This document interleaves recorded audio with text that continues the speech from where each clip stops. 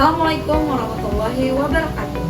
Perkenalkan, nama saya Sri Kusmiati SPD dari SMA 1 Tambun Selatan, Kabupaten Bekasi. Saya calon guru penggerak angkatan 7. Pada kali ini saya akan melaksanakan kegiatan aksi nyata modul 1.4, yaitu membangun budaya positif di sekolah. Saya melakukan diseminasi kepada teman-teman sejawat, yaitu dengan melakukan seminar bersama di lingkungan sekolah. Adapun kegiatan ini saya laksanakan pada hari Rabu tanggal 1 Februari 2023. Kegiatan yang saya lakukan adalah sebagai berikut. Assalamualaikum warahmatullahi wabarakatuh. Waalaikumsalam warahmatullahi wabarakatuh. Sebelum kita mulai di kegiatan diseminasi pembangunan budaya positif di SMA Negeri 1 Tambun Selatan sebagai aksi nyata 1.4 yang akan disampaikan oleh Ibu Sri Kusmiati, saya perkenalkan diri dulu. Saya Atika Atika selaku Wakil Kepala Sekolah Bidang Humas. Pada kegiatan ini adalah seminar yang akan disampaikan oleh calon guru penggerak Ibu Sri Kusmiati. Kepada Ibu Sri Kusmiati disilahkan. Demikian saya akhiri. Wassalamualaikum warahmatullahi wabarakatuh. Assalamualaikum warahmatullahi wabarakatuh. Alhamdulillahirrahmanirrahim. Pada hari ini saya diberikan kesempatan kepada teman-teman semua, dan alhamdulillah teman-teman bisa datang pada kegiatan kali ini. Itu bagaimana saya bisa melakukan aksi nyata saya sebagai tugas calon guru penggerak angkatan 7. Saya akan melakukan aksi nyata saya di modul 1.4, yaitu tentang bagaimana bisa membangun budaya positif di sekolah. Bagaimana Bapak Ibu hari ini? Sehat semua? Alhamdulillah. Alhamdulillah. Dengan wajah yang ceria, dengan wajah yang semangat, walaupun sudah agak sore, tapi tidak memutuskan semangat kita untuk tetap melakukan suatu kegiatan, sehingga mudah-mudahan kegiatan ini melakukan sesuatu yang positif buat diri kita dan buat teman-teman sekalian. Baik, sebelum mulai, mungkin udah pada ngantuk, lelah gitu ya dengan kegiatan sekolah. Hari ini saya lakukan ice breaking sebentar supaya teman-teman juga tidak ngantuk ya. Boleh sambil berdiri semuanya? Ya.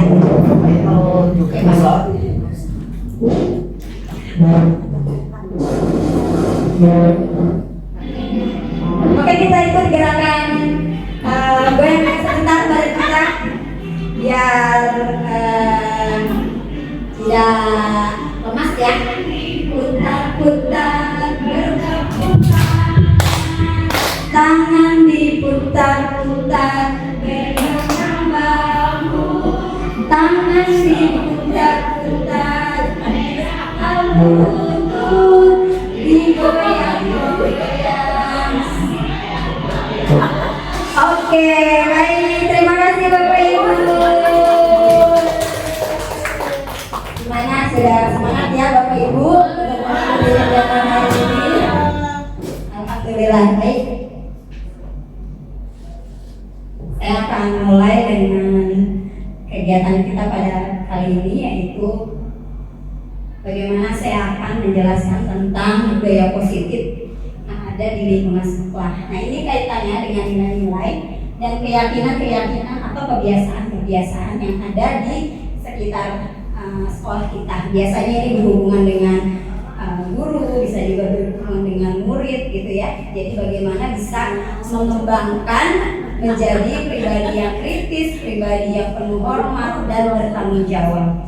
Dalam mewujudkan budaya positif ini, jadi guru itu sebenarnya sebagai sentral atau pemegang yang memahami tentang posisi-posisi untuk mewujudkan budaya positif yang ada di lingkungan, baik di lingkungan kelas, bisa juga di lingkungan sekolah. Nah, selain itu kita juga sebagai seorang guru dapat menuntun ya, dalam artian kita bukan menuntut ya Bu ya, tapi menuntun murid kita untuk menjadi pribadi yang jauh lebih bertanggung jawab pada dirinya sendiri.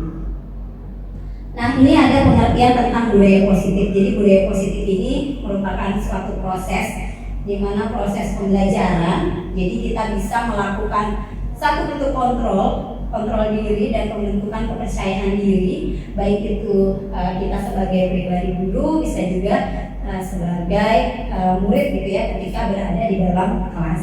Nah, disiplin diri ini bagaimana kita bisa mengontrol diri kita untuk menetapkan sikap yang mengacu pada nilai yang diyakininya.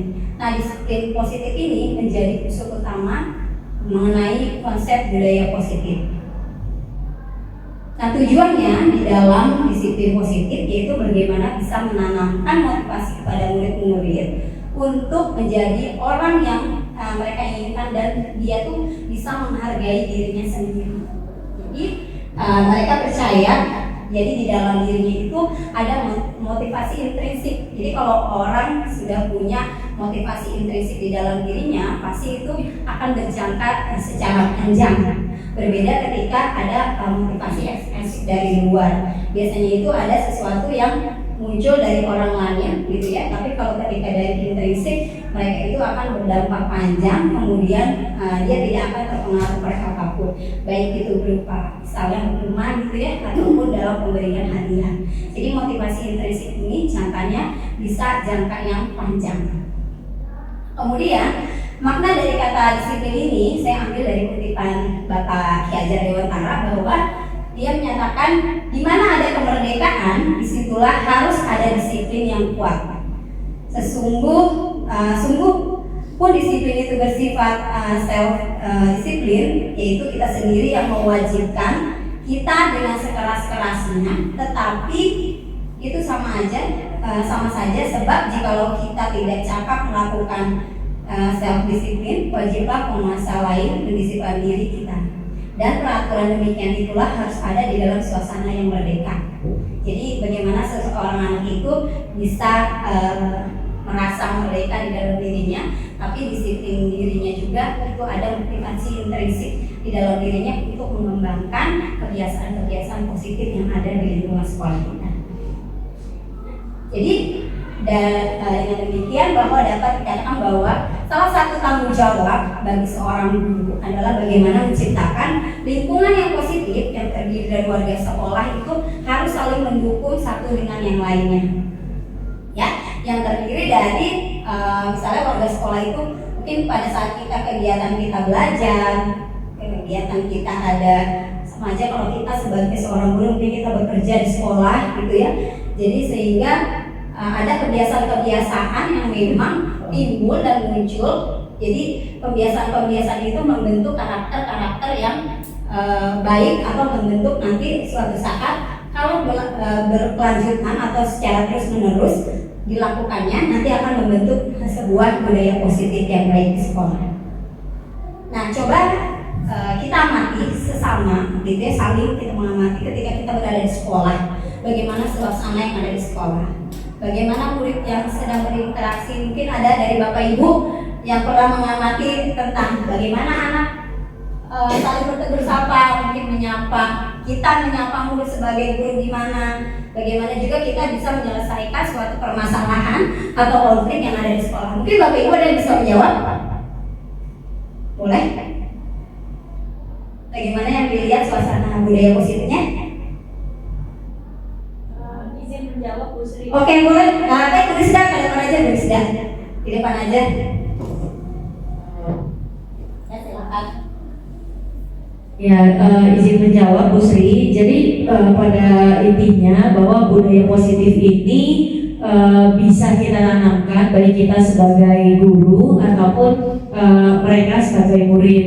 Menurut saya budaya positif ini bisa muncul dengan 5S gitu ya, senyum, sapa, salam, sopan, dan santun, itu aja. Dan biasanya dengan senyuman, sapaan, cium tangan itu sudah termasuk budaya positif. Oke, terima kasih Bu Rizda. Boleh tepuk tangan Bu Rizda.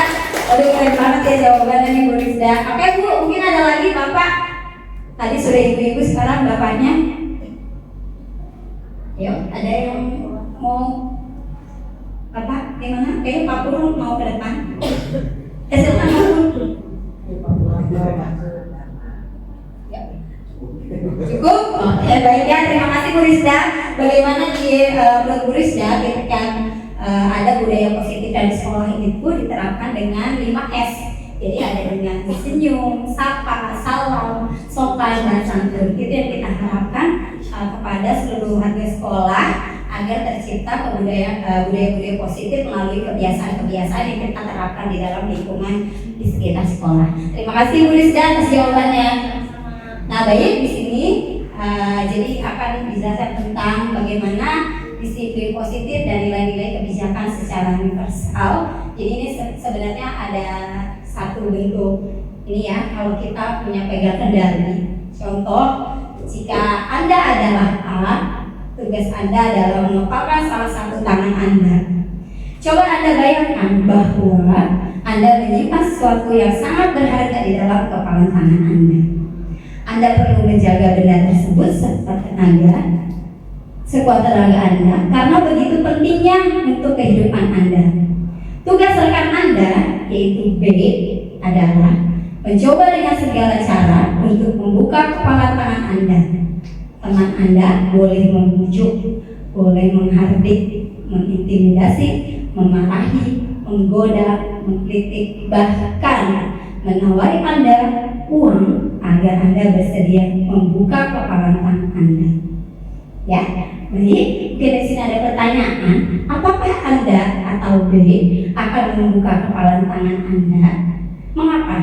Apa alasan Anda atau B membuka kepala tangan Anda?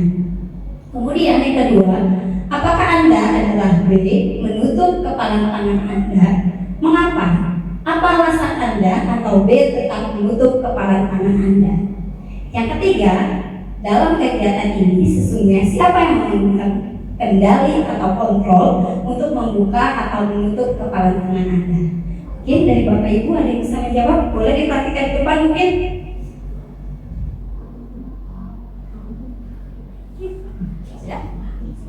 Boleh, sambil diperhatikan aja di depan ya.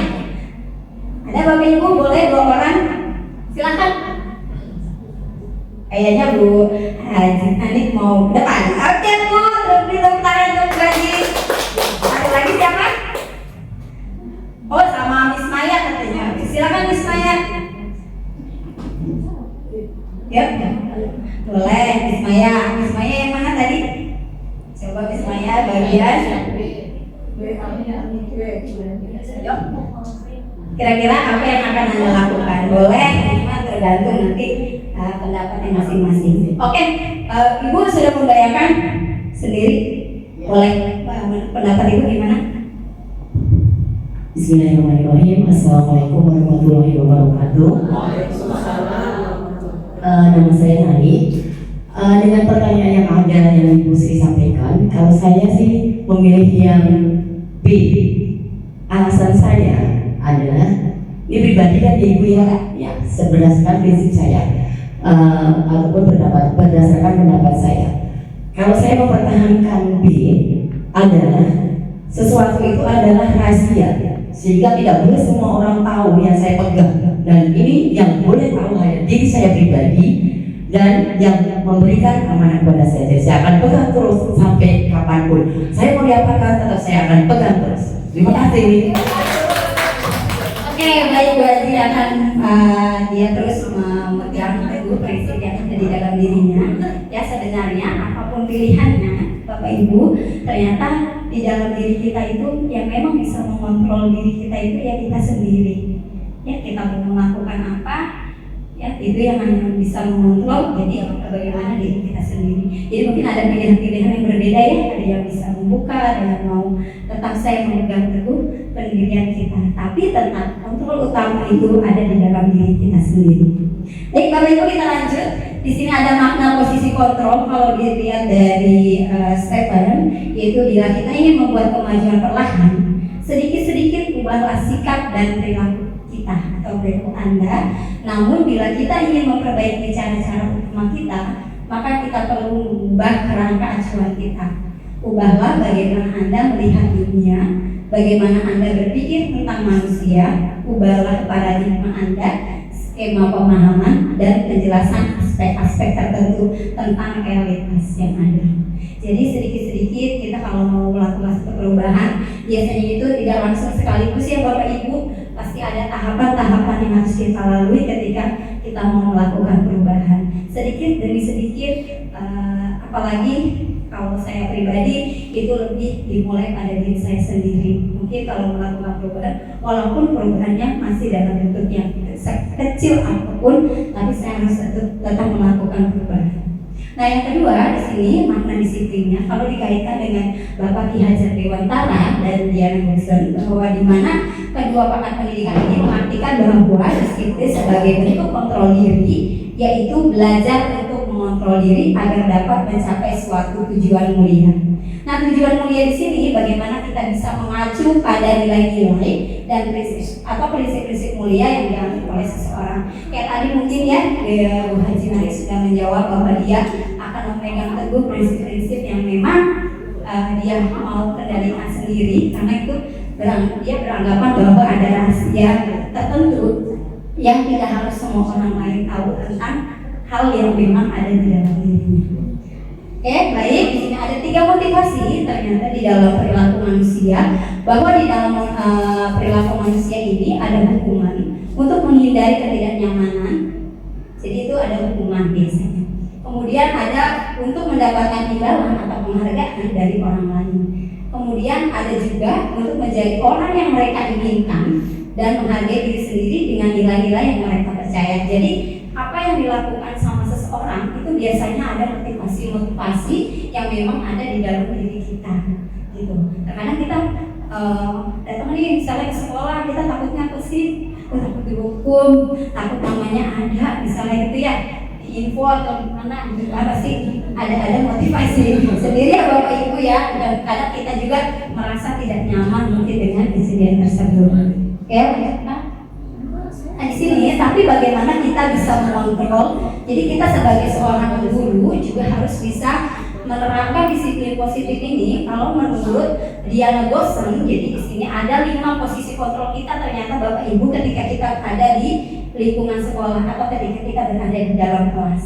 1, kita itu sebagai penghukum.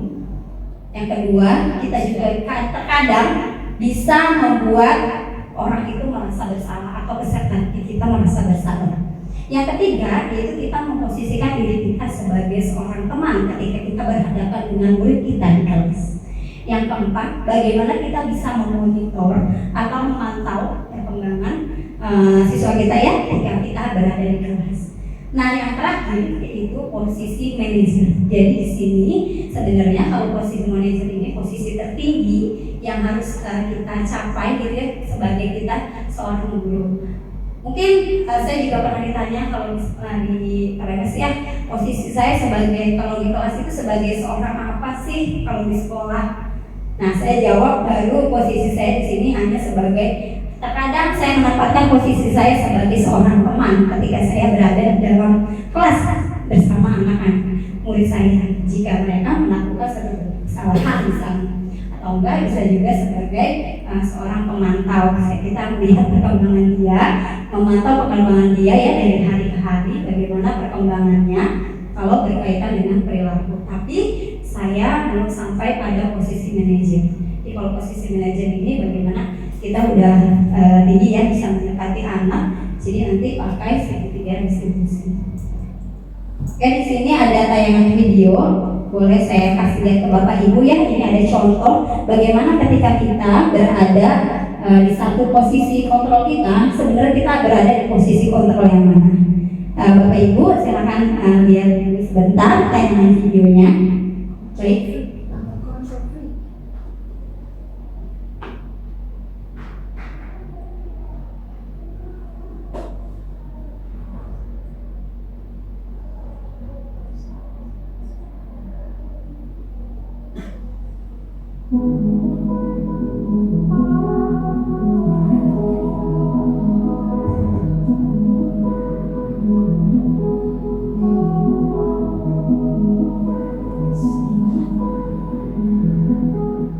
Invasi by Shopee, stylish setiap saat. Temukan beragam koleksi fashion pria favoritmu mulai dari 50.000.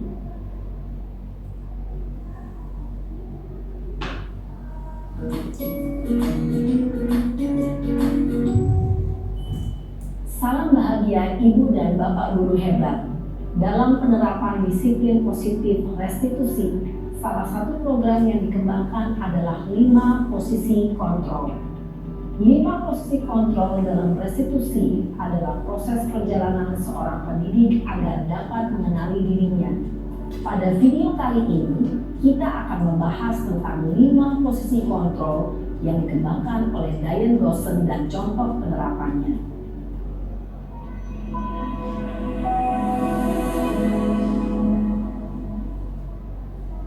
Lima posisi kontrol itu adalah 1. Posisi penghukum, 2. Posisi pembuat merasa bersalah, 3. Posisi teman, 4. Posisi pemantau atau monitor, dan 5. Posisi manajer. Untuk lebih memahami kelima posisi tersebut, mari kita saksikan kasus Naren yang terlambat hadir 20 menit di sekolah dan melihat bagaimana kelima posisi kontrol dalam menghadapi masalah tersebut.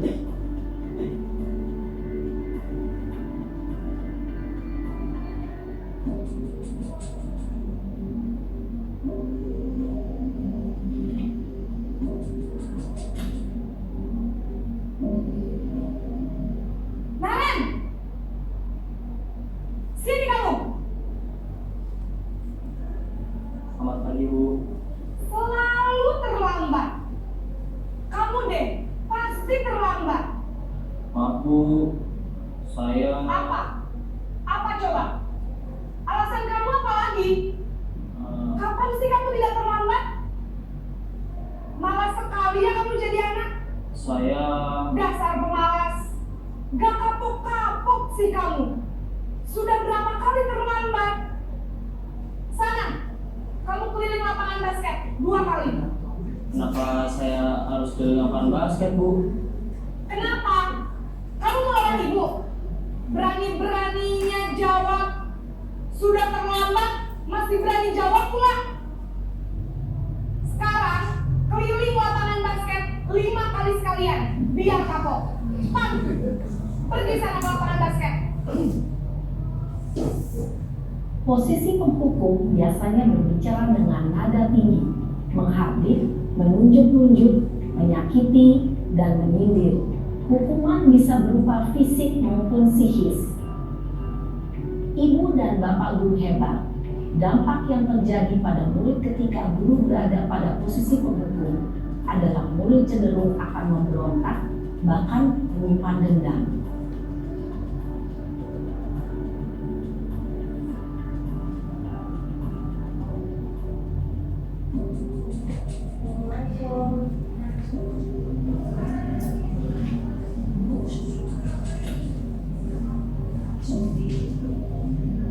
Naren!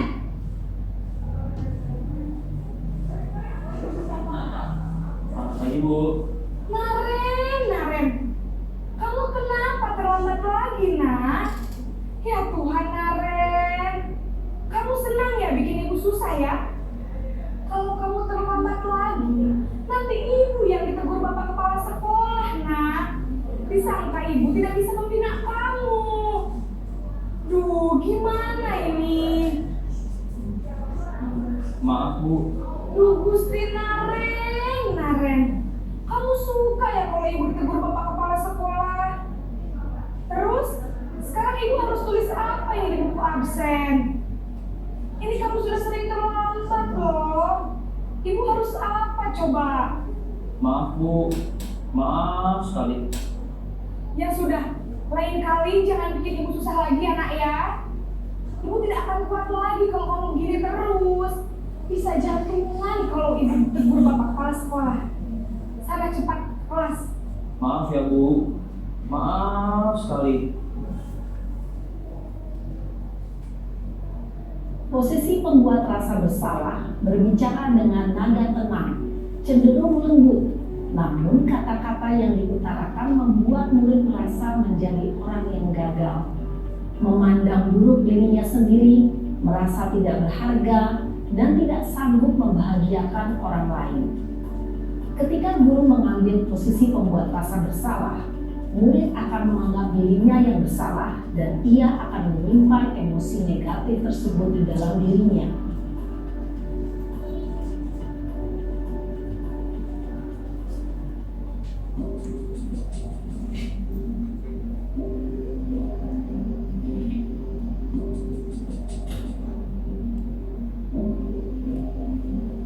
Naren!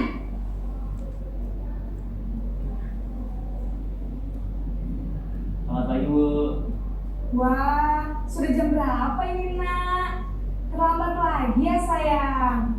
Iya Bu, habis ibu saya lupa membangunkan saya Bu. Kamu malah menyalahkan ibu kamu. Kamu bukannya anak yang larinya paling kencang. Kok terlambat sih? Iya Bu, saya memang terlambat bangun tadi. Jadi biarpun saya lari kencang, tetap gak kekejar Bu. Ya sudah sana. Nanti lain kali larinya lebih kencang lagi ya. Biar gak terlambat lagi. Bikin senang ibu. Demi ibu. Bisa kan? Bisa lah Bu. Ya sudah sana masuk kelas. Ibu beresin urusan absen kamu. Kamu ini ada-ada saja. Dalam posisi teman, guru berbicara dengan nada suara ramah, akrab, cenderung bersenda gurau untuk menjaga suasana tetap santai. Murid akan merasa senang, aman, dan akrab dengan guru. Identitas yang tercipta adalah identitas sukses atau berhasil. Namun, perlu diingat, karena ini masih dorongan eksternal, maka ada faktor ketergantungan dari murid kepada orang tertentu. Di sini, guru absennya, sehingga di lain waktu, murid bisa berperilaku baik, namun hanya kepada orang-orang tertentu saja.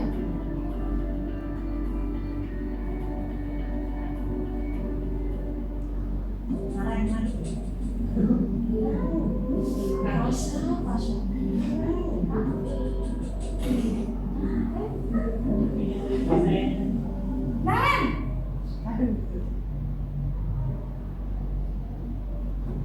Selamat pagi Bu. Naren, apa peraturan sekolah kita tentang jam berapa kita harus masuk sekolah, nak? Kita harus di sekolah jam 7 Bu. Iya betul, sekarang sudah jam 7.20. Naren sudah tahu konsekuensinya jika terlambat hadir. Paham Bu, saya harus tinggal kelas pas jam istirahat selama 20 menit. Iya benar, konsekuensinya demikian. Jadi nanti jam 9.30 pas istirahat, kamu harus tinggal di kelas, kerjakan tugas tambahan untuk ketertinggalan kamu, ya? Baik Bu. Posisi pemantau mengandalkan penghitungan atau data untuk mengontrol murid. Guru mengarahkan murid berdasarkan peraturan dan konsekuensi. Seorang pemantau menunjukkan bahasa tubuh dan ekspresi wajah yang datar dan cenderung formal.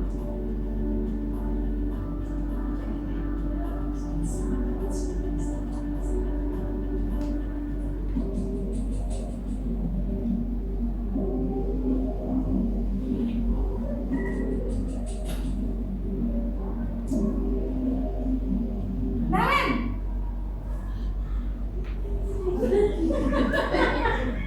Selamat pagi Bu. Selamat pagi Naren. Maaf Bu, saya terlambat. Iya, sekolah masuknya jam 7, sekarang sudah jam 7.20. Jadi sekarang bagaimana ini Naren? Maaf Bu, saya lupa setel alarm saya semalam.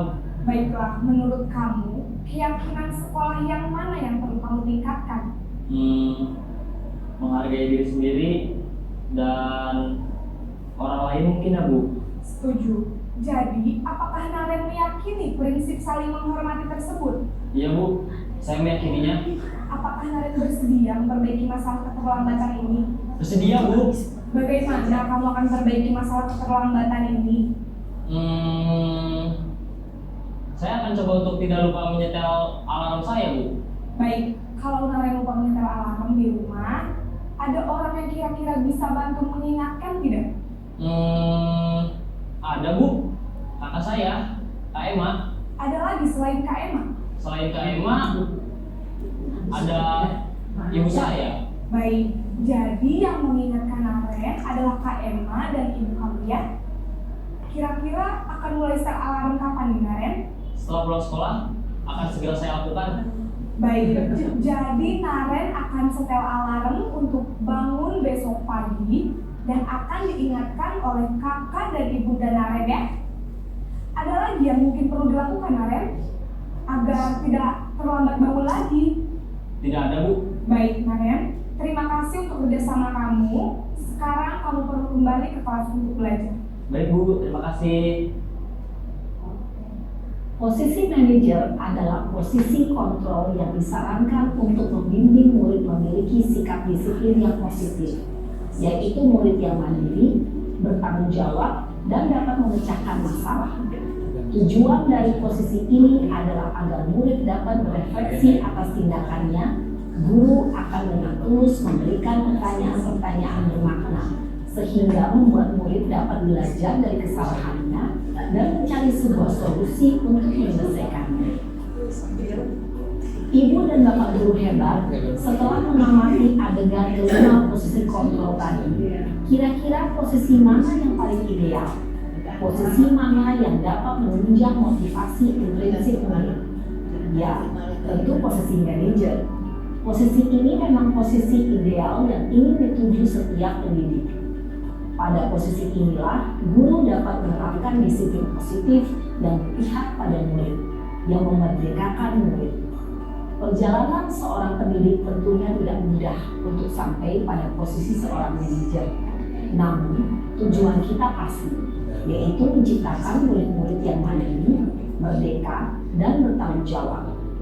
Semoga penggambaran 5 posisi kontrol yang telah diperlihatkan ini dapat menjadi ajang refleksi bagi kita semua, agar dapat terus mengasah dan menerapkan disiplin positif yang memerdekakan murid. Mari terus berlatih dan bersemangat. Selamat menerapkan. Salam dan bahagia Ibu dan Bapak guru hebat.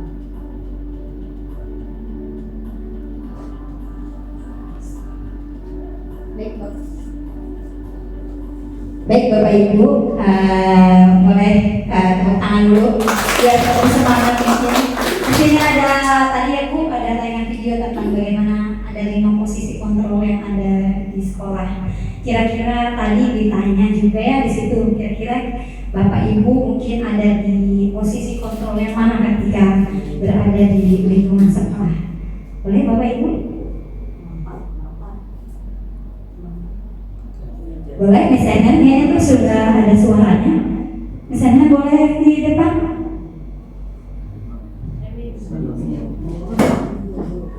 Ya, boleh. Misalnya ini semangat banget ya, mau ke depan nih. Ya, misalnya.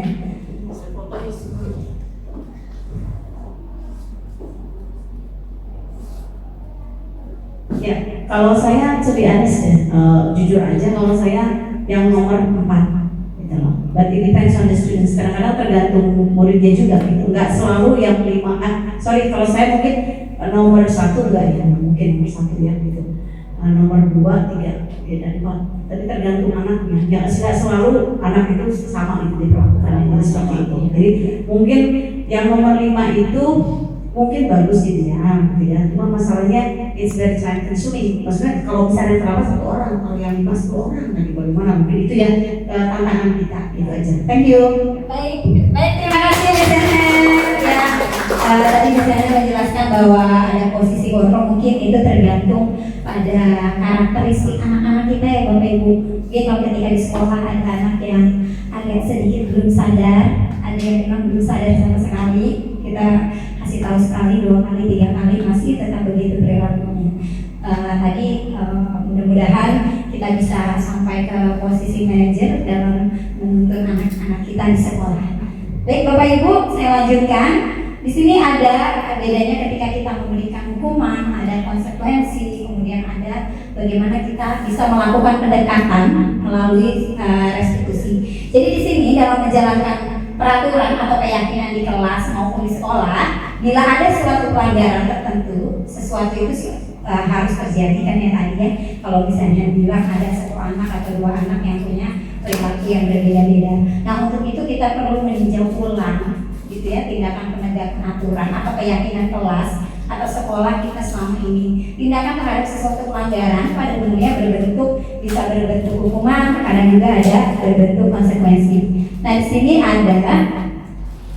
sini kalau kita mau melakukan satu bentuk disiplin, jadi bagaimana kita bisa menggali potensi anak didik kita ya, kayak tadi ya Bapak Ibu ya. Jadi ada kalau kita menempatkan diri kita sebagai posisi manajer, kita bisa melakukan pendekatannya tadi seperti ibu yang sudah ada di tayangan video itu, dia menerapkan segitiga restitusi. Jadi yang pertama dia lakukan, bagaimana dia melakukan validasi tindakan yang salah dulu kepada anak tersebut, kemudian dia menstabilkan identitas si anak, kemudian baru menanyakan keyakinan tentang apa yang dia sudah perbuat selama ini. Nah ini ada disiplin yang bermakna positif, jadi dibagi dua, bisa ada dalam bentuk konsekuensi, ada juga bisa berbentuk dalam segi restitusi. Jadi kalau konsekuensi ini, jadi kalau hukumannya salah satunya Bapak Ibu ini sesuatu yang menyakitkan harus terjadi, karena biasanya hukuman itu dilakukannya secara tiba-tiba. Kemudian ada konsekuensi, sesuatu harus terjadi. Kemudian kalau berdasarkan segitiga restitusi, jadi restitusi ini merupakan satu bentuk pilihan. Jadi ada hukuman juga bisa membuat murid tidak nyaman, gitu ya, bisa menjadi korban untuk mendapatkan keadilan, bisa juga murid anak itu bisa tersakiti, bisa juga perilakunya bisa menjadi pasif gitu ketika dia melakukan ada hukuman di dalam diri dia. Kemudian kalau konsekuensi itu bisa buat tidak nyaman untuk murid, tapi untuk jangka waktu yang pendek, kemudian korban bisa diabaikan, murid juga bisa dibuat untuk tidak nyaman. Jadi ada penguatan untuk bertahan itu dalam waktu yang pendek kalau untuk konsekuensi. Tapi kalau dalam segitiga restitusi ini, jadi ada pilihan di anak tersebut, kemudian dia menguatkan untuk anak dalam jangka waktu yang panjang, kemudian juga korbannya bisa mendapatkan ganti gitu ya, jadi ada kesepakatan bersama, murid bisa mendapatkan penguatan dan masalah juga bisa terselesaikan secara bersama. Nah ini bedanya antara kalau kita memberikan hukuman dengan konsekuensi. Jadi kalau hukuman itu bisa sifatnya tidak terencana, jadinya dia secara tiba-tiba, murid juga nggak tahu apa yang akan terjadi gitu ketika dia diberikan hukuman. Jadi terus juga bisa bersifat satu arah. Kadang yang memberikan hukuman hanya dari pihak gurunya saja, terus bisa juga berupa fisik atau psikisnya mereka. Tapi berbeda dengan konsekuensi. Jadi kalau konsekuensi ini sudah ada sesuatu yang terencana dan sudah disepakati, kemudian sudah dibahas dan disetujui oleh murid dan guru tersebut. Kemudian bentuk konsekuensi ini juga biasanya sudah dibuat oleh pihak guru atau juga bisa dari pihak sekolah dan murid sudah mengetahui sebelumnya. Jadi anak-anak itu sudah tahu tentang konsekuensi apa yang memang kalau mereka sudah lakukan gitu ya. Nah ini saya membuat skenario segitiga restitusi ketika ada siswa saya datang terlambat ke sekolah ya Bapak Ibu. Ini skenario nya saya buat, satu menstabilkan identitas, jadi saya di sini tanya sama anak kayak gitu ya, terus juga bikin boleh dilewat aja Pak, nggak usah dibahas kata-katanya. Kemudian saya melakukan validasi tindakan yang salah. Yang ketiga, saya melakukan bagaimana menanyakan keyakinan kepada siswa tersebut, gitu ya, tentang kesalahan yang dia lakukan. Nah, saya sudah buat dalam video. Ini saya sudah buat. Ini ketika ada di kelas, jadi siswa saya yang datang terlambat.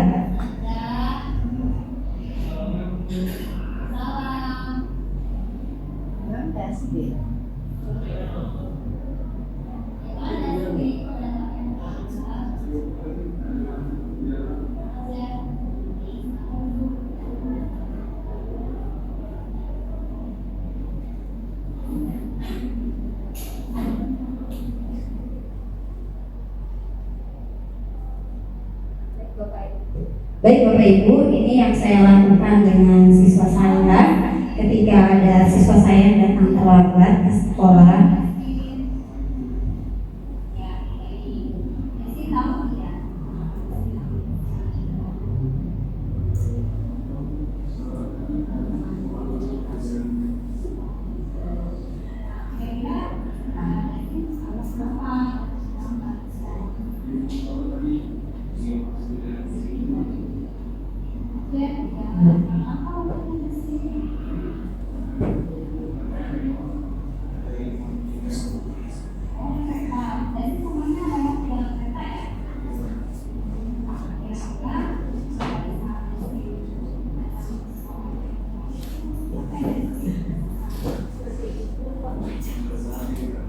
Baik Bapak Ibu, ini hanya sekadar contoh saya ya, bagaimana saya bisa menerapkan segitiga restitusi ketika saya mendapatkan siswa saya dan seseorang penambah. Kemudian di dalam disiplin atau budaya positif itu diterangkan tentang keyakinan kelas, bagaimana di sini nilai-nilai keselamatan atau kesehatan nilai yang kita sebut sebagai suatu keyakinan dan nilai-nilai kebajikan universal yang disepakati secara tersirat maupun tersurat. Jadi lepas dari latar belakang suku, negara, bahasa maupun agama.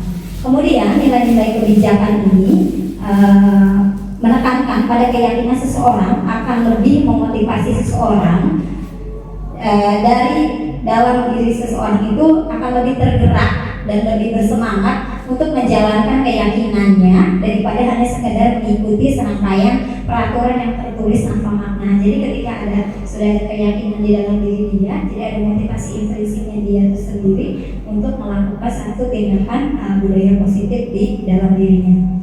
Nah kemudian saya membuat kesepakatan kelas. Jadi di sini Bapak Ibu saya juga membuat dalam kelas itu bagaimana membuat kesepakatan untuk membangun budaya positif di sekolah yang berpihak pada murid. Kemudian saya lakukan dari yang utama yang kecil itu ada di lingkungan kelas.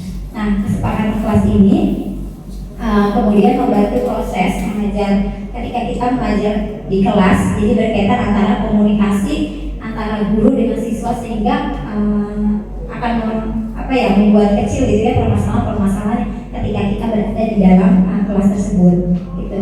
Kemudian kesepakatan kelas ini berisi berupa aturan untuk membantu guru dan murid bekerja sama membentuk kegiatan belajar mengajar yang efektif. Kesepakatan kelas tidak hanya berisi harapan guru, tetapi juga ada harapan murid gitu ya.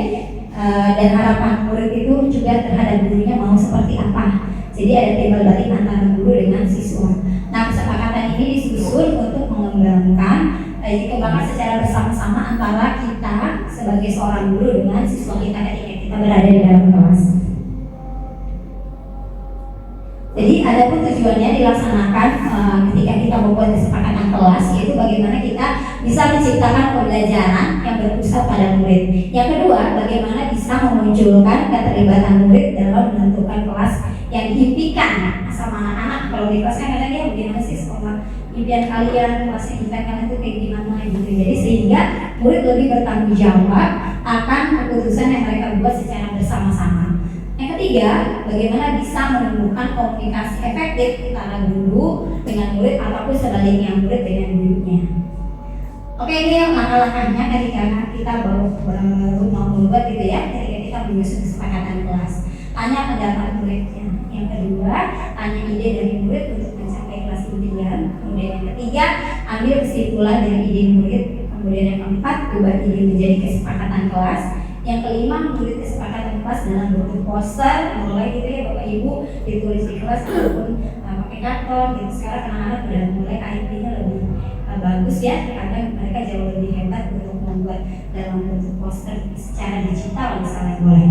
Murid dan guru menandatangani kesepakatan bersama. Kemudian yang ketujuh, kesepakatan kelas dipajang di tempat yang mudah untuk dilihat sama murid, sama guru gitu ya.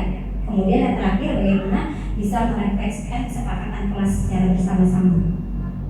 Ini contoh kesepakatan kelas yang saya buat di kelas 12 IPA 5. Jadi waktu itu masih pakai di papan tulis ya Bapak Ibu. Ini juga ada tayangan videonya yang saya lakukan ketika saya membuat kesepakatan kelas di kelas 12 IPA 5.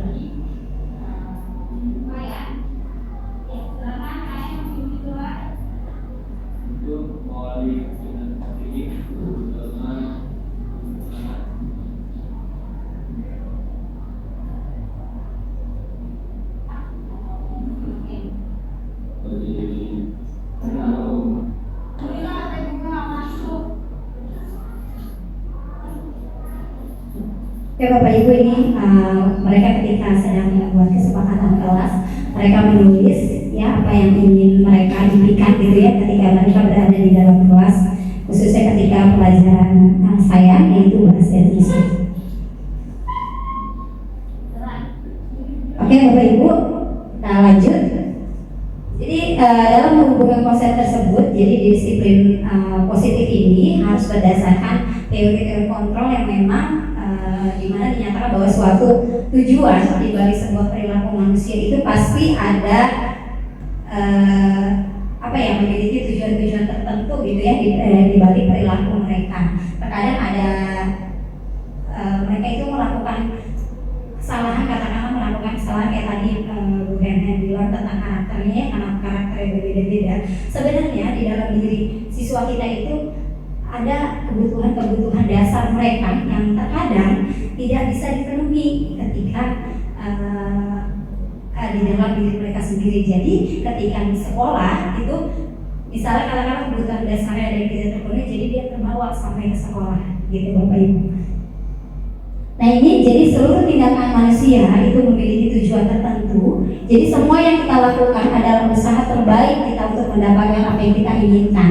Nah yang kita inginkan itu salah satunya sebetulnya memang harus ada kebutuhan-kebutuhan dasar kita yang terpenuhi. Coba Bapak Ibu kalau kita semuanya terpenuhi, apa yang akan kita rasakan biasanya Bapak Ibu?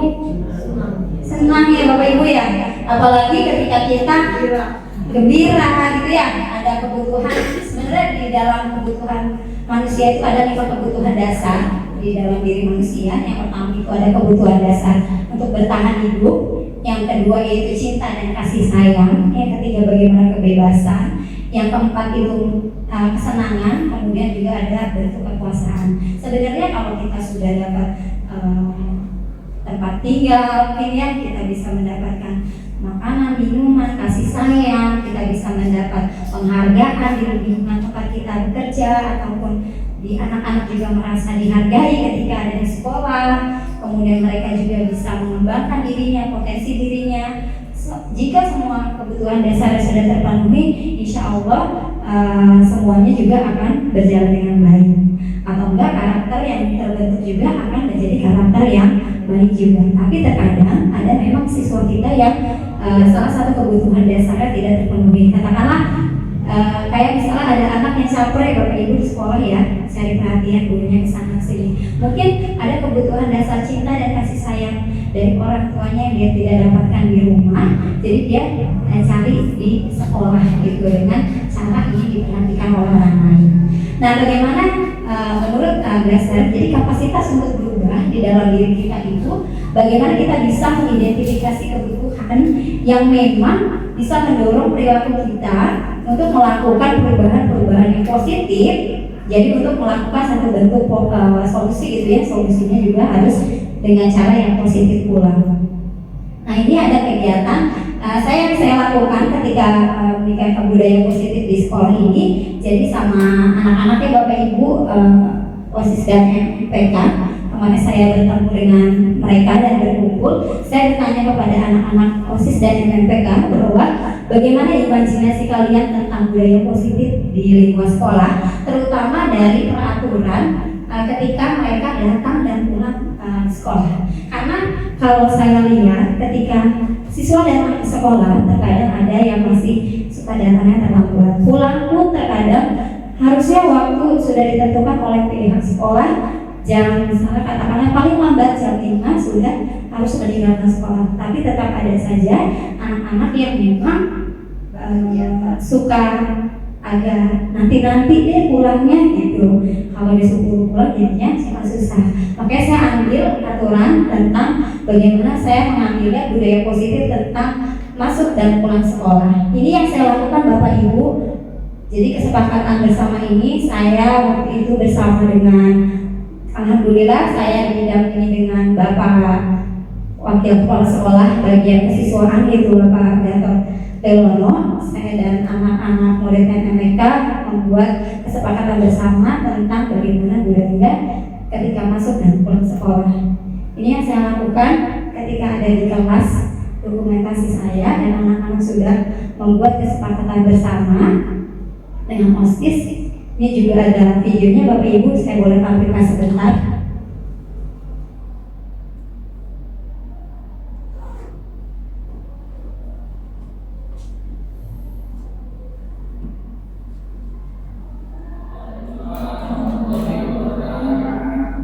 Pada saat ini Bapak ingin menyampaikan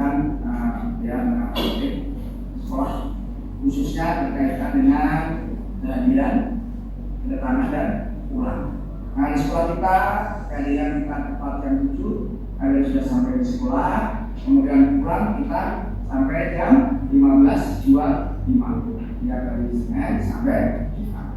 Nah, mudah-mudahan dengan disiplin ini kalian nanti bisa ya lebih disiplin sehingga kalian nanti bisa belajar dengan baik ya. Nah, memang ini kalian nanti akan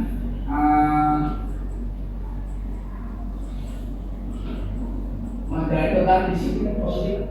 Nah, jadi kan dilakukan oleh Bu Sri sebagai guru gerak. Mudah-mudahan kalian yang kesepakatan dibuat nanti bisa menunjang tentang disiplin di sekolah.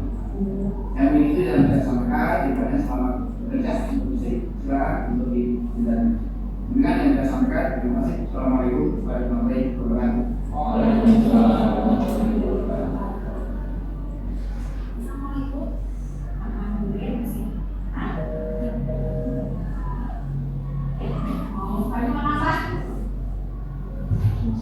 Ini ya Bapak Ibu, kegiatan yang saya lakukan untuk membuat kesepakatan bersama dengan siswa-siswa kita, yaitu siswa dari MPK dan siswa OSIS, anak-anak OSIS.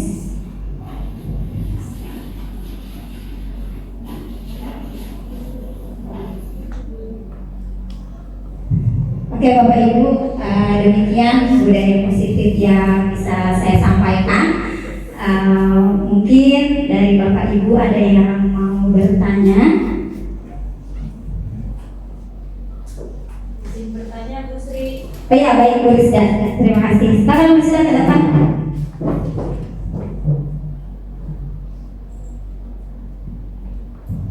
Terima kasih Bu Sri, menarik sekali ya tadi bahasan dan ilmu yang diberikan oleh Ibu gitu. Tadi tertarik sekali terkait dengan apa tadi disiplin ya. Seperti yang kita ketahui gitu ya, bahwasanya tidak semua anak mudah untuk diatur atau diberikan aturan lalu mereka melaksanakan gitu. Nah, bagaimana cara kita gitu ya untuk mengatasi anak-anak yang sering kali bermasalah, sudah diberikan katakanlah sanksi tapi masih berulang begitu terus? Adakah kalau menurut ilmu yang tadi Bu Sri sampaikan, adakah tingkatan pemberian sanksi bagi pelanggaran yang berulang tersebut? Terima kasih. Oke, bagus. Terima kasih Bu Rizda atas pertanyaannya.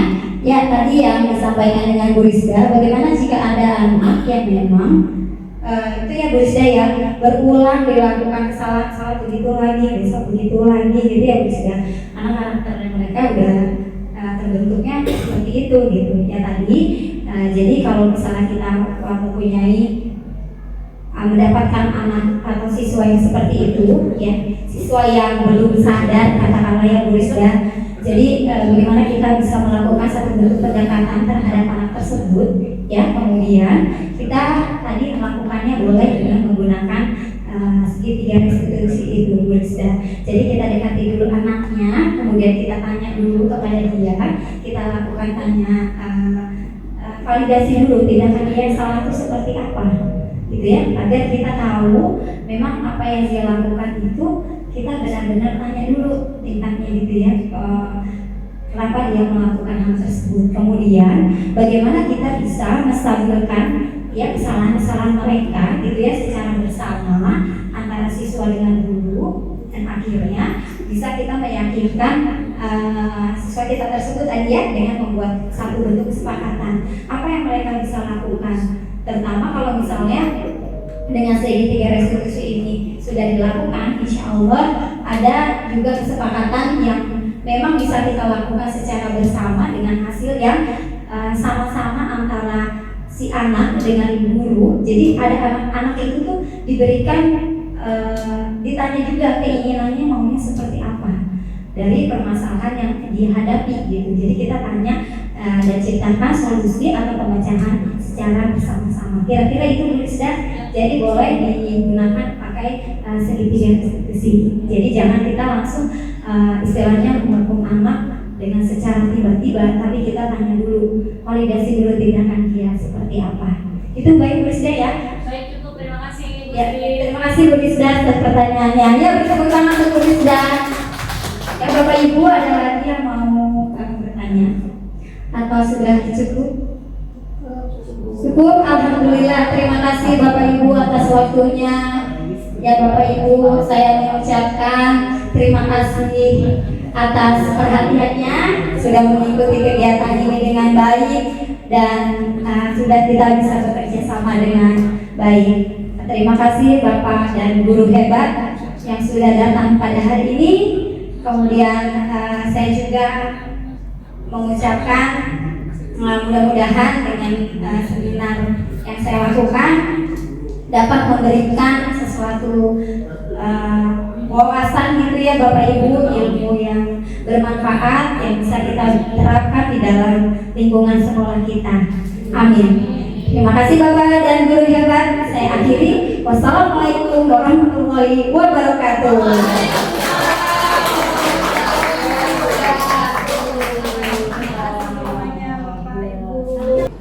Assalamualaikum warahmatullahi wabarakatuh. Ya, alhamdulillahirrahmanirrahim. Pada hari ini kita bisa bertemu kembali dalam pelajaran bahasa Indonesia. Sebelum kita mulai belajar, kita berdoa secara bersama-sama. Silakan KM, pimpin doa. Sebelum kita memulai pembelajaran kali ini, alangkah baiknya kita berdoa menurut agama dan kepercayaan masing-masing. Berdoa dimulai.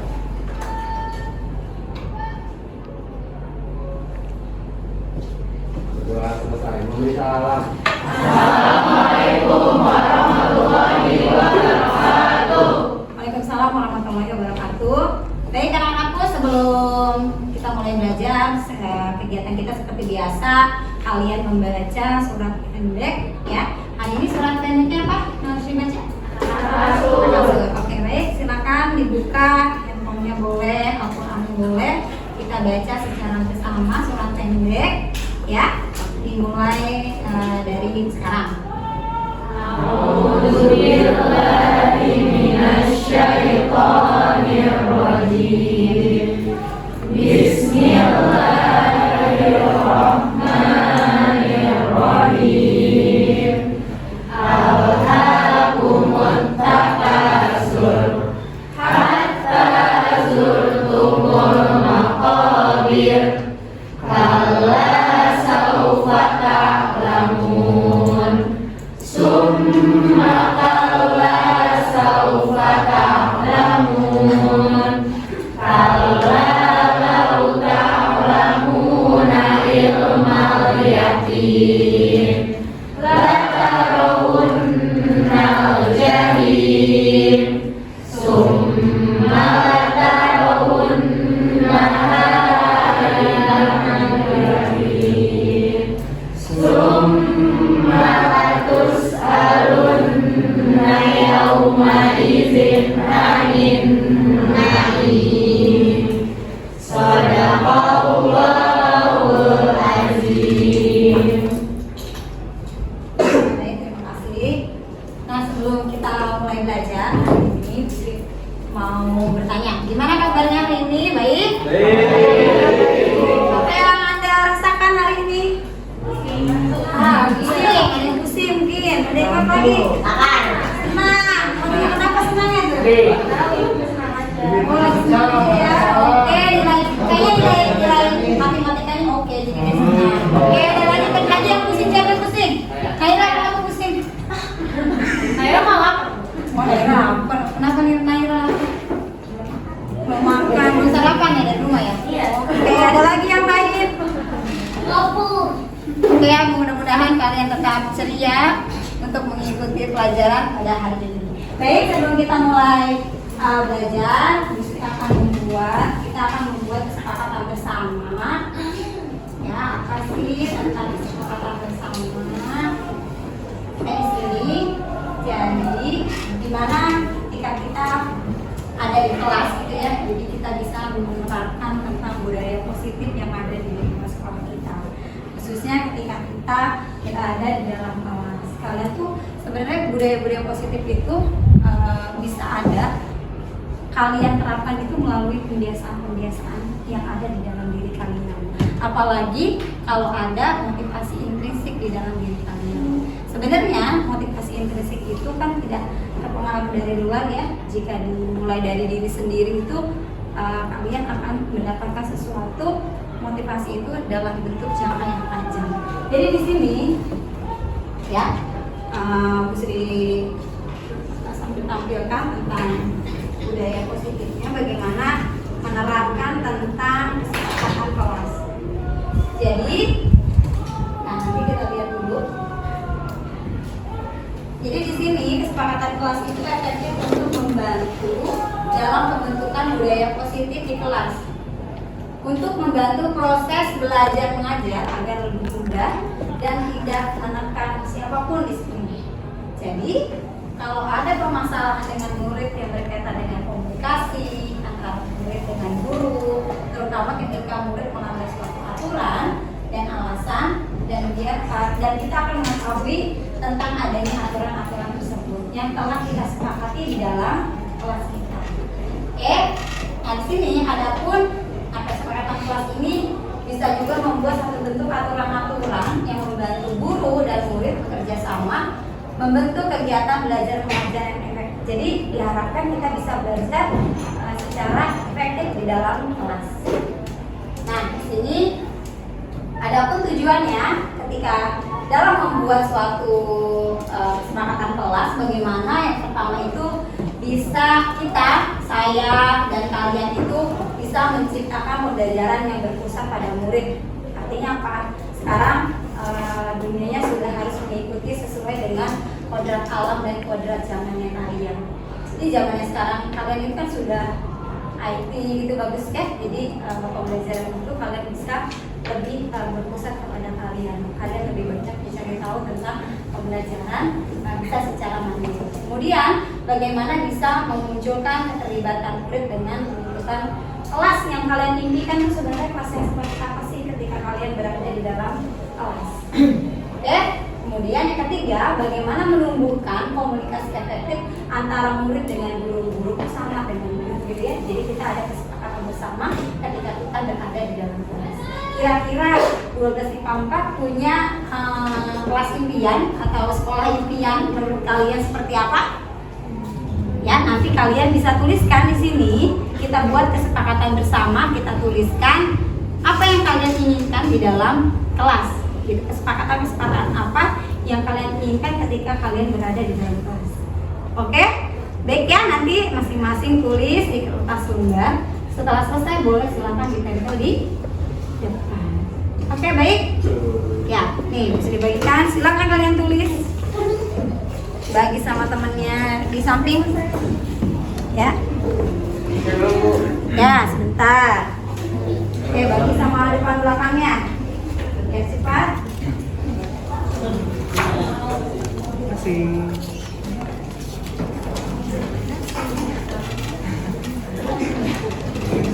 Sama belakangnya.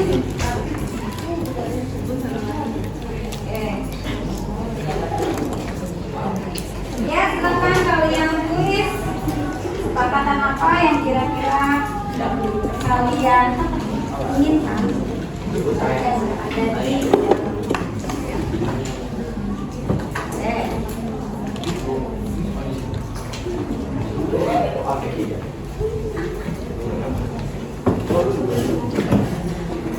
Ada lagi yang belum? Siapa yang belum?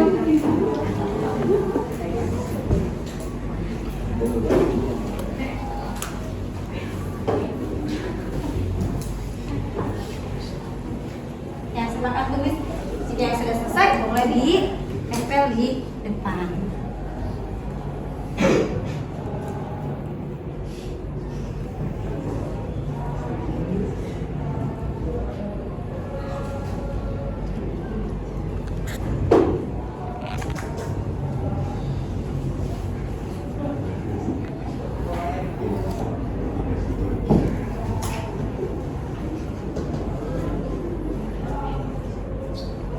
Baik, sudah selesai? Sudah.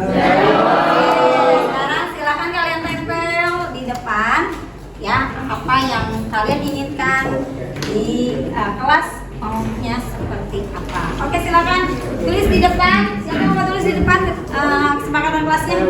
Oke, baik, itu dong. Ya, yang ini nanti boleh hasilnya ditempel di depan.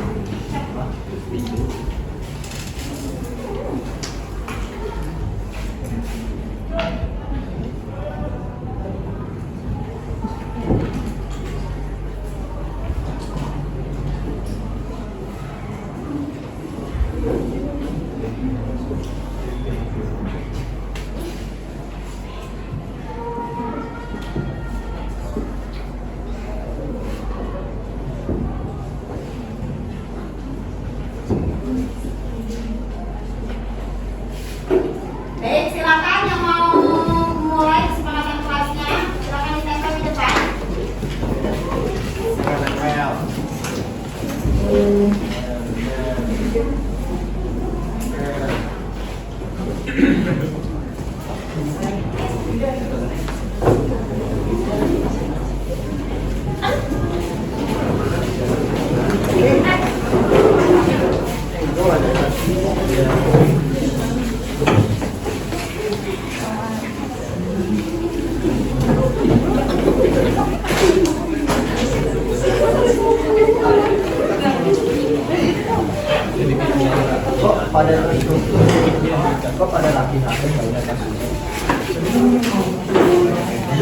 Awas ya, kabur ya.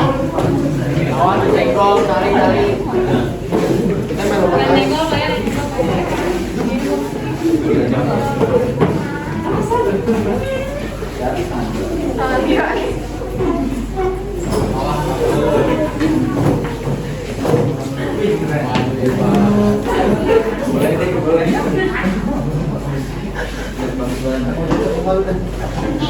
TPS kan semua Gitu ya.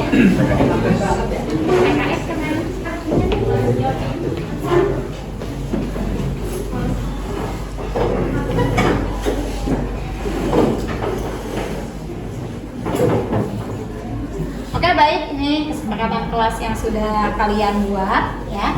Nanti kita baca secara sekilas ya apa aja yang mau di yang kalian tuh maunya seperti apa. Di sini kelasnya yang nyaman, tetap fokus, walaupun santai dan suasana belajar yang mendukung, seperti tidak bising namun santai dan ceria. Jadi kita belajarnya ada ceria, gitu ya. Oke, kemudian di sini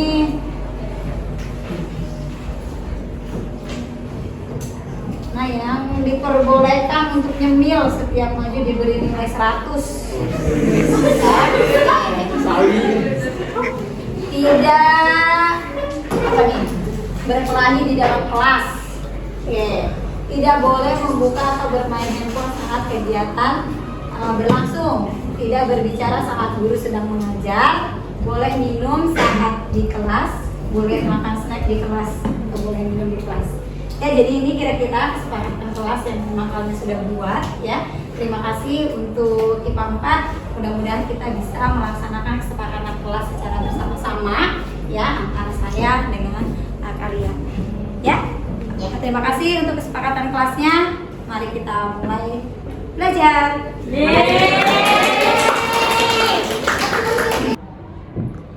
Assalamualaikum warahmatullahi wabarakatuh. Pertama-tama saya ucapkan terima kasih pada Ibu Sri Kusmiati sebagai calon guru penggerak yang sudah menerapkan kebiasaan baik yang dia peroleh dari kegiatan guru penggerak dan dilaksanakan di sekolah, dalam hal ini di SMA Negeri 1 Taman Selatan. Mudah-mudahan dengan pembiasaan baik yang dilakukan dapat memberikan wawasan pada sekolah dan sekaligus memberikan hal yang baik, yang positif buat anak-anak kami di SMA 1 Taman Selatan. Tentunya dalam ini saya sebagai kepala sekolah mengucapkan terima kasih pada Ibu Sri Kusmiati dan mudah-mudahan beliau bisa bekerja sama dengan sekolah dan tentunya dengan harapan apa yang dia peroleh dari pengalaman guru penggerak bisa memajukan sekolah SMA Negeri 1 Taman Selatan. Sekian, terima kasih. Assalamualaikum warahmatullahi wabarakatuh. Assalamualaikum warahmatullahi wabarakatuh. Perkenalkan, saya Rizdalita. Saya merupakan rekan sejawat dari Ibu Sri Kusmiati SPD. Pada kesempatan kali ini saya akan merefleksikan sebuah kegiatan yang sudah dilakukan oleh Ibu Sri kemarin, yakni mengenai diseminasi budaya positif yang ada di sekolah. Saya setuju sekali dengan materi yang disampaikan oleh Ibu Sri kemarin, adalah bahwasanya anak-anak zaman sekarang kerap kali mengalami degradasi moral. Dengan adanya materi tersebut sungguh memotivasi saya untuk menghidupkan kembali budaya positif yang memang seharusnya kita tanamkan di sekolah kita. Barangkali kita sebagai guru lupa, kerap kali hanya memberikan perintah namun kurang dalam mencontohkan. Untuk itu dengan adanya materi kemarin saya bertekad untuk memulai kembali mencontohkan apa yang semestinya saya contohkan untuk memberikan budaya positif yang ada di sekolah. Terima kasih. Assalamualaikum warahmatullahi wabarakatuh. Perkenalkan, nama saya Pak Purwanto SPD. Saya adalah teman sejawat dari Ibu Sri Kusmiati SPD. Alhamdulillah, seperti yang sebelumnya pernah disampaikan Ibu Sri Kusmiati dalam kegiatan seminar 1.4 kemarin tentang kedisiplinan bagi para siswa. Alhamdulillah, saya selaku guru agama di SMA 1 Tambun Selatan ini merasakan ada manfaat yang lebih, karena bahwasanya pendisiplinan terhadap siswa itu tidak serta-merta dengan sanksi melalui fisik ataupun psikis mereka, sehingga mereka merasakan bahwasanya mereka itu tidak berguna, akan tetapi bisa menjadikan mereka dengan teori manajer dan yang seperti kemarin telah disampaikan, itu bisa menjadikan saya bisa menerapkan di dalam ruang kelas ketika ada salah satu dari siswa saya ataupun yang saya ajar, agar bisa menjadi lebih disiplin lagi dengan teori yang kemarin. Alhamdulillah, dari seminar yang telah disampaikan oleh Bu Sri Kusmiati tersebut, insya Allah kedepannya dengan yang sudah disampaikan oleh beliau, saya bisa menerapkannya di kelas ataupun ketika saya menjadi guru jaga atau guru piket pun, insya Allah saya akan menjalankan hal tersebut, karena itu sangat sekali bermanfaat, sehingga menjadikan saya dengan siswa saya bisa menjadikan teladan ataupun menjadi panutan, dan siswa saya pun bisa mengapresiasi serta apa yang mereka dapatkan itu menjadi bermanfaat untuk dirinya sendiri dan tidak terulang terhadap kesalahan yang telah mereka perbuat. Itu saja, terima kasih sebelumnya. Wassalamualaikum warahmatullahi wabarakatuh. Assalamualaikum warahmatullahi wabarakatuh. Perkenalkan, saya Kania Aisyah dari kelas 12 IPA 4. Setelah dibuatnya kesepakatan kelas kemarin, saya menjadi lebih bertanggung jawab dan disiplin untuk mengerjakan tugas-tugas. Saya juga lebih menghargai guru yang mengajar, dan saya lebih sadar akan kewajiban saya sebagai murid. Sekian pendapat saya mengenai kesepakatan kelas. Terima kasih. Assalamualaikum warahmatullahi wabarakatuh. Nama saya Muhammad Faris Ramadan dari 12 IPA 5. Setelah dibuatnya kesepakatan kelas, saya menjadi lebih bertanggung jawab dan mandiri dalam mengerjakan tugas-tugas saya. Dan saya juga menjadi datang tepat waktu sebelum guru masuk ke kelas. Sekian testimoni dari saya tentang kesepakatan belajar antara murid dan guru. Sekian, kurang lebih mohon maaf. Assalamualaikum warahmatullahi wabarakatuh.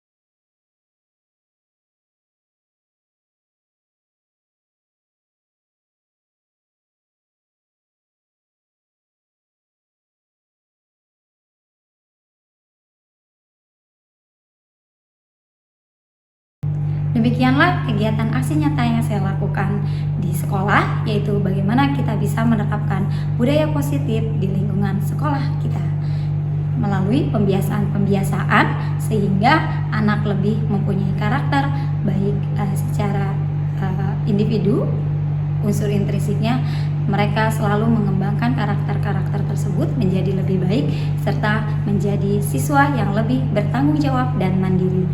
Kita juga sebagai guru tentunya tidak lupa untuk selalu menuntun murid kita agar menjadi anak-anak yang sesuai dengan program profil pelajar Pancasila. Terima kasih atas waktunya. Saya akhiri. Wassalamualaikum warahmatullahi wabarakatuh.